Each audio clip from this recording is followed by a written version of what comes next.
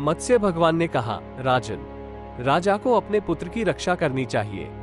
उसकी शिक्षा के लिए पहरेदारों की देखरेख में एक ऐसे आचार्य की नियुक्ति करनी चाहिए जो उसे धर्म, काम एवं अर्थशास्त्र, धनुर्वेद तथा रथ एवं हाथी की सवारी की शिक्षा दे और सदा व्यायाम कराए। साथ ही उसे शिल्पकलाएं भी सिखलाए।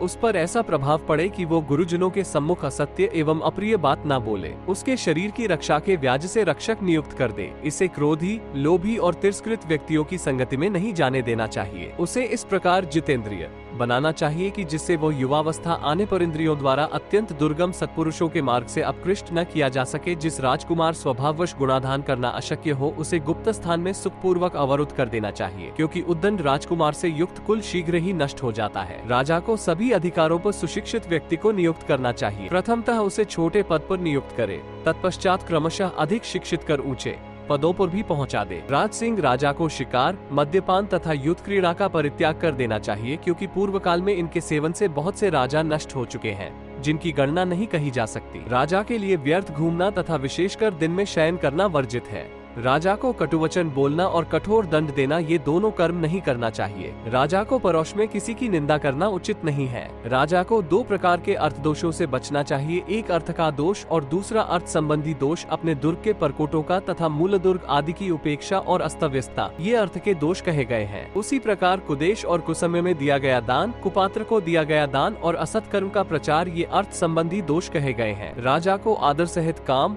क्रोध, मद, मान, लोभ तथा हर्ष का प्रयत्न पूर्वक त्याग करना चाहिए। राजा को इन पर विजय प्राप्त करने के पश्चात अनुचरों को जीतना चाहिए। इस प्रकार अनुचरों को जीतने के बाद पूर्ववासियों और देशवासियों को अपने अधिकार में करे। उनको जीतने के पश्चात बाहरी शत्रुओं को परास्त करे। तुल्य, आभ्यंतर और कृत्रिम भेद से बाह्य शत्रुओं को अनेकों प्रकार का समझना चाहिए। उनमें से क्रमशः एक एक को बढ़कर समझना चाहिए और उनको जीतने में यत्नशील रहे। महाभाग मित्र तीन प्रकार के होते हैं। प्रथम वे हैं जो पिता पितामह आदि के काल से मित्रता का व्यवहार करते चले आ रहे हैं। दूसरे वे हैं जो शत्रु के शत्रु हैं तथा तीसरे वे हैं जो किन्हीं कारणों से पीछे मित्र बनते हैं। इन तीनों मित्रों में प्रथम मित्र उत्तम होता है, उसका आदर करना चाहिए। धर्मज्ञ, स्वामी, मंत्री, राष्ट्र, दुर्ग, सेना, कोष तथा मित्र, ये राज्य के 7 अंग कहे गए हैं। इस सप्तांग युक्त राज्य का भी मूल स्वयं राजा कहा गया है। राज्य का तथा राज्यार्गों का मूल होने के कारण वो प्रयत्न पूर्वक रक्षणीय है। फिर राज के द्वारा राज्य के शेष 6 अंग को प्रयत्न पूर्वक रक्षा की जानी चाहिए। जो मूर्ख इन 6 अंग में से किसी एक के साथ द्रोह करता है, उसे राजा को शीघ्र ही मार डालना चाहिए। राजा को कोमल वृत्ति वाला नहीं होना चाहिए, क्योंकि कोमल वृत्ति वाला राजा पराजय का भागी होता है। साथ ही अधिक कठोर भी नहीं होना चाहिए, क्योंकि अधिक कठोर शासक से लोग उद्विग्न हो जाते हैं। जो लोकव्यापेक्षी राजा समय पर मृदु तथा समय पर कठोर हो जाता है, वो दोनों लोकों पर विजयी हो जाता है। राजा को अपने अनुचरों